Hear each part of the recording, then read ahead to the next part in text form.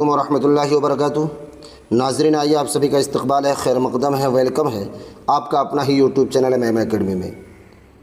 اگر آپ BPSC TRE4 DLED CTET BTET state کی تیاری کر رہے ہیں یا پھر کلاس 10 کے طالب علم ہیں تو یہ ویڈیو آپ کے لیے نہایت ہی عمدہ ثابت ہونے والا ہے، بڑا کارآمد ثابت ہونے والا ہے، کیونکہ آج ہم سب جاننے والے ہیں سہیل عظیم آبادی کے بارے میں۔ سہیل عظیم آبادی کی حیات و خدمات پر اس کلاس میں روشنی ڈالی جائے گی، اس لیے تمام لوگوں سے درخواست ہے کہ آپ ویڈیو کو اسکپ نہیں کیجیے گا۔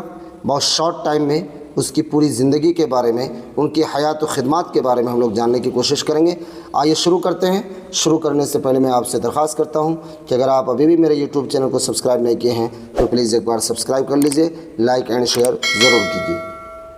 ناظرین، آج جو ہم دیکھ رہے ہیں سہیل عظیم آبادی کے بارے میں، اسی کے بارے میں آج ہم جاننے والے ہیں۔ سہیل عظیم آبادی کا اصل نام سید مجیب الرحمن ہے۔ آپ کی کتاب اگر کلاس 10 کی اردو کھولیں گے آپ، درخشاں حصہ دوم، تو اس میں سہیل عظیم آبادی جو افسانہ نگار ہیں، جو مشہور افسانہ نگار ہیں، ان کا انہیں 10 کلاس کی اردو سے ہی یہ اخذ کر کے آپ کو بتایا جا رہا ہے کہ سہیل عظیم آبادی کا اصل نام کیا تھا؟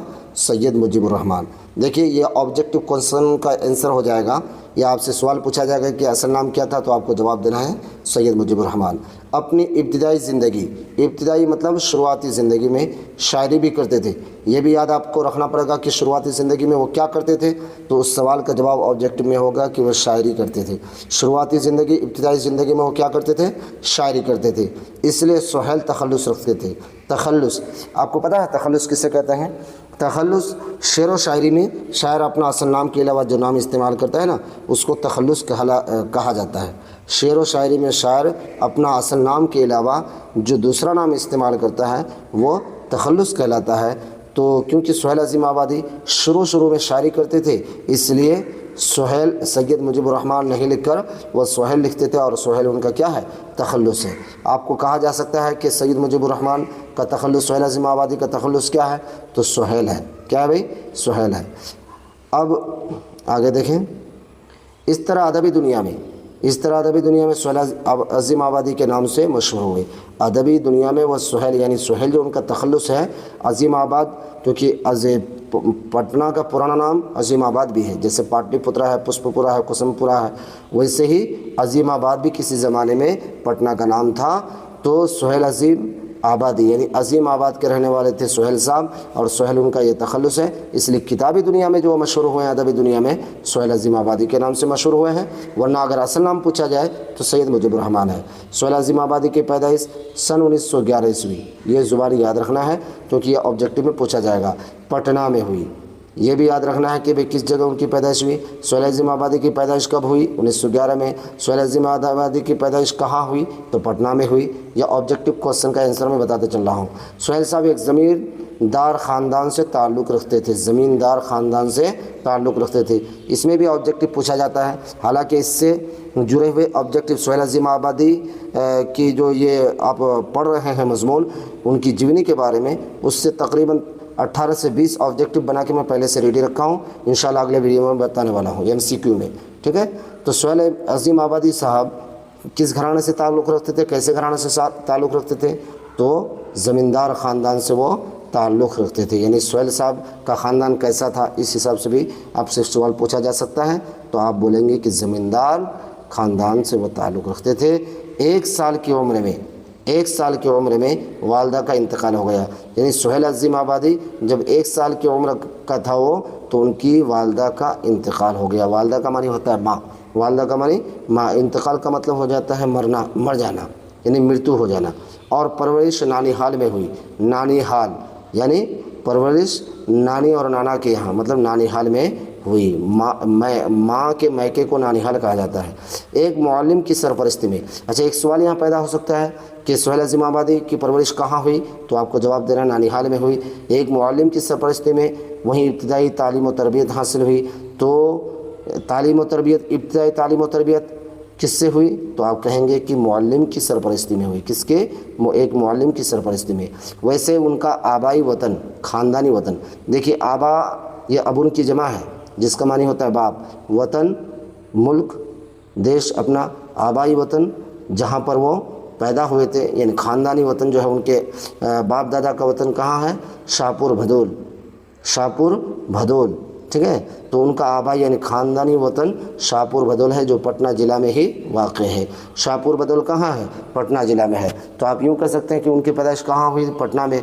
पटना में किस जगह में हुई, तो शाहपुर भदोल में हुई। किस जगह में हुई, शाहपुर भदोल में हुई। उस्ताद तबे की वजह से, उस्ताद तबे की वजह से आला तालीम हासिल नहीं कर सके। उस्ताद तबे का मतलब होता है कि बात बात पर जो है ऊब जाना, मतलब यह है कि इस्तिकामत के साथ किसी चीज़ में जमे नहीं रहना, तबीयत में झुंझुनापन होता है, मतलब यह है कि कोई बात बर्दाश्त करने के लायक नहीं है, मुस्तकिल तौर पर दायमी तौर पर कोई काम को वो अंजाम नहीं दे पाता है, तो ऐसे आदमी को उस्ताद तबे बोलते हैं। उस्ताद तबे की वजह से आला तालीम हासिल नहीं कर सके। तो ये आपसे सवाल होगा कि सुहेल अज़ीम आबादी आला तालीम हासिल क्यों नहीं कर सके, तो आप कहेंगे कि उस्ताद तबे की वजह से। ये ऑब्जेक्टिव में पूछा जा सकता है कि उस्ताद तबे की वजह से वो आला तालीम हासिल नहीं कर सके। गरचे मुजफ्फरपुर, हालांकि देखिए फिर उन्होंने मुजफ्फरपुर, हैदराबाद और कलकत्ता जैसे इल्मी मराकज़ में, यानी एजुकेशन क्षेत्र में, कहाँ पर, मुजफ्फरपुर में भी पढ़े, हैदराबाद में पढ़े, कलकत्ता जैसे इन जैसे इल्मी मराकज़ में क़याम पज़ीर रहे। वहाँ के हॉस्टलों में रहकर उन्होंने पढ़ाई की। इब्तिदा जो है शायरी से की। इब्तिदा किस चीज़ से उन्होंने की, शायरी से की। इस भी सवाल का जवाब है। लेकिन आगे चलकर अफसाना निगारी की तरफ माइल हुए, आगे चलकर अफसाना निगारी की तरफ वो माइल हुए। फिर पीछे मुड़कर नहीं देखा जब अफसाना निगारी, क्योंकि शुरू में वो जो है शायरी करते थे, लेकिन जब फिर अफसाना निगारी में चले गए तो पीछे मुड़कर देखा नहीं। और बेशुमार यानी अनगिनत, बेशुमार अनगिनत, जिसको गिना नहीं जा सके, बेशुमार अफसाने लिखे।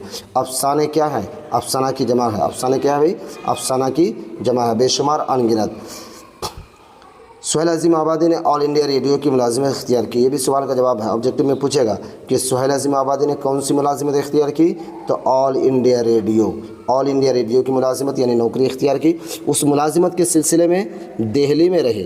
कहाँ रहे वो, दिल्ली में रहे। फिर उनका तबादला, यानी ऑल इंडिया रेडियो में जो मुलाजिमत करते थे दिल्ली से, फिर उनका तबादला कहाँ हो गया, श्रीनगर। तबादला का मतलब होता है ट्रांसफ़र, स्थानांतरण, यानी श्रीनगर कश्मीर हो गया। फिर वो वापस पटना चले आए और मुलाजिमत से इस्तीफ़ा दे दिए, क्योंकि उनकी आदत थी, वो उस्ताद तबके के इंसान थे, किसी काम में जी लगा, मुस्तकिल तौर पर जी लगा के नहीं कर पाते थे, तो जिसकी वजह से वो आखिरकार इस्तीफ़ा दे दिया, मतलब रिजाइनेशन दे दिए। उससे पहले वो सहाफ़त में भी मसरूफ़ रहे, सहाफ़त की दुनिया में, पत्रकारिता की दुनिया में भी रहे। वो रिसाले निकाले और एक रोज़नामा अखबार साथी, उनका अखबार का नाम था क्या, साथी, इजरा किया मतलब जारी किया। देखिए रोज़नामा अखबार यानी दैनिक समाचार पत्र। रोज़नामा अखबार की हिंदी क्या हो जाएगी, दैनिक समाचार पत्र, यानी डेली न्यूज़पेपर को जो बोला जाएगा रोज़नामा अखबार, उसका नाम था, रोज़नामा अखबार का नाम क्या था, साथी। क्लियर है। सुहेल अज़ीम आबादी ने ज़िंदगी भर उर्दू की तरवीज व इशाअत में मशरूफ़ रहे। ज़िंदगी भर उर्दू की तरवीज व इशाअत मतलब उर्दू कैसे फैले, उस सिलसिले में वो काम करते रहे, मशरूफ़ रहे मतलब लगे रहे। चुनांचे उन्होंने, देखिए ये सवाल का जवाब है, चुनांचे उन्होंने छोटा नागपुर के इलाके में 5-7 बरसों तक उर्दू की तरवीज व इशाअत का काम किया। 5-7 सालों तक उर्दू की तरवीज व इशाअत यानी उर्दू को फैलाने का काम किया उन्होंने। कहाँ पर, छोटा नागपुर के इलाके में, ठीक है। ज़मींदाराना माहौल से ताल्लुक़ और छोटा नागपुर के क़याम ने उनके अफसानों के मौज़ूआत मुतय्यन कर दिए।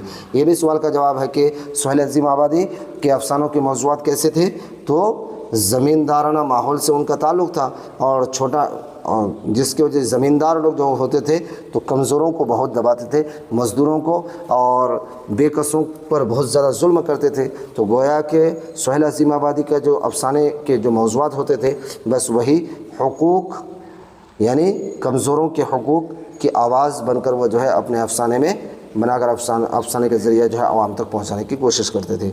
उनके अक्सर व बेशतर अफसाने ज़मींदारों के इस्तेहसाल यानी ज़मींदार लोग जो इस्तेहसाल मतलब जुल्म व जबर करते थे, उसके ख़िलाफ़ मज़दूरों और कमज़ोर तबकों के हुकूक़ जैसे मौज़ूआत से मुतअल्लिक़ है। यानी उनके अफसाने में ज़्यादातर क्या होता था, ज़मींदारों के इस्तेहसाल के ख़िलाफ़ मज़दूरों और कमज़ोर तबकों के हुकूक़ जैसे मौज़ूआत होते थे, ठीक है। سہیل عظیم آبادی کی تخلیقات میں سہیل عظیم آبادی کی تخلیقات میں ان کے 3 افسانوی مجموعے 4 چہرے، یہ آپ کو سوال کا جواب ہے، یاد رکھنا 3 افسانوی مجموعے کیا ہے؟ نمبر 1 4 چہرے، نمبر 2 الا اور نمبر 3 آدمی کے روپ۔ یہ 3 چیز آپ کو یاد رکھنا ہے، یہ ان کے افسانوی مجموعے ہیں، 4 چہرے، الا اور آدمی کے روپ ہیں، اور ایک ناول ہے، ناول کا نام ہے بے جڑ کے پودے، بے جڑ کے پودے ایک ناول کا نام ہے۔ افسانوی مجموعے کتنے؟ 3 4 چہرے، الا اور آدمی کے روپ، اور ایک ناول لکھا انہوں نے جن کا نام ہے بے جڑ کے پودے۔